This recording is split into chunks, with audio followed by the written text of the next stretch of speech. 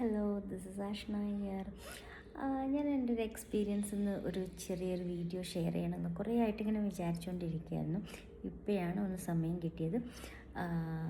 മറ്റൊന്നുമല്ല, നമ്മൾ ഏതൊരാളായിക്കോട്ടെ, ഏതൊരിടത്തായിക്കോട്ടെ, അല്ലെങ്കിൽ ഏതൊരു മേഖലയിലായിക്കോട്ടെ, ഏത് വ്യക്തിയായാലും, ഏതിടത്തായാലും, ഏത് മേഖലയിലായാലും ഒരാൾ അധ്വാനിച്ചതിൻ്റെ ഫലം അത് നമ്മൾ അപ്പം തന്നെ കൊടുത്ത് തീർക്കുന്നതാണ് അതിൻ്റെ ഒരു ഭംഗി എന്ന് പറയുന്നത്.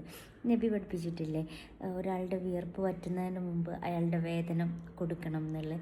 അതൊരു 100% സത്യമാണ്. നമ്മളൊരു കാര്യം ചെയ്ത് കഴിഞ്ഞാൽ അത് അപ്പം തന്നെ ക്ലിയർ ചെയ്ത് അപ്പം തന്നെ അത് ആക്കി പോകുന്നതാണ് അതിൻ്റെ ഒരു ഭംഗി. നമ്മൾ അറിയുന്ന ആളുകളാണ്, അല്ലെങ്കിൽ നമ്മളതിങ്ങനെ പിടിച്ചു വെച്ച ഒരാളെ ബുദ്ധിമുട്ടാക്കരുത്. അല്ലെങ്കിൽ എപ്പോഴും ഒരാൾക്കൊരു എളുപ്പവഴി ഉണ്ടാക്കി കൊടുക്കുക, അല്ലെങ്കിൽ ഒരു